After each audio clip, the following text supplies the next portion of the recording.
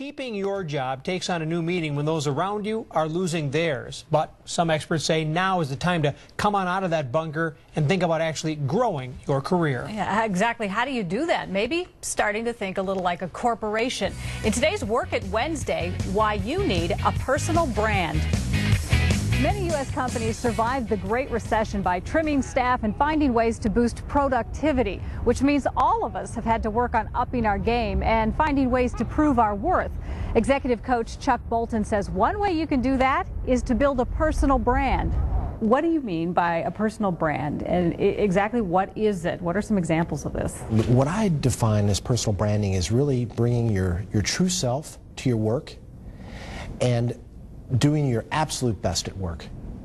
That's really your personal brand. It should reflect the things that are your strengths, the things that you're passionate about, the activities that give you juice, that you can do really well, that distinguish you.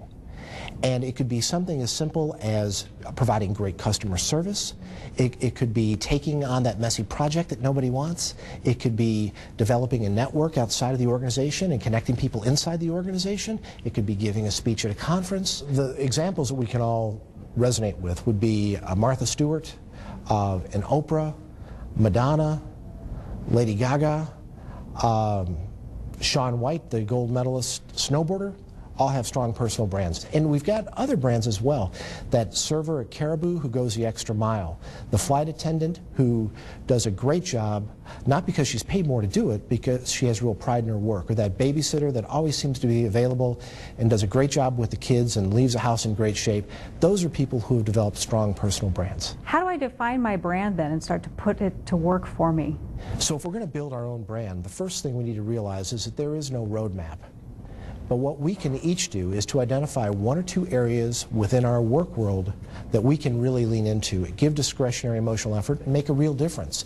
It might be providing excellent customer service. It might be taking on that messy project. It might be connecting people with the organization. It might be coaching and inspiring other people. But we've got to decide what works well for us and what's going to create value for our customers, lean into it, give great emotional effort to it, and others around us are going to see that, and it's going to vault the value of our brands. That's how we can go about creating our personal brands at work.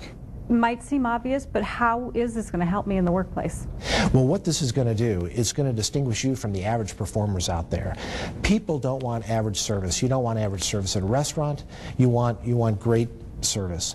And so you want to be seen as the best at what you do. Whether you're a photographer, whether you're a realtor, whether you're a flight attendant, whether you're a news anchor, you want to be your best. And the way you can do that is by being conscious of building your personal brand. One other piece of advice from Chuck Bolton: now is not the time to put your head down, blend in, and be average. You want to stand out in a positive way. For more information on building a personal brand, head to KARE11.com, click on Career, and that's Workit Wednesday.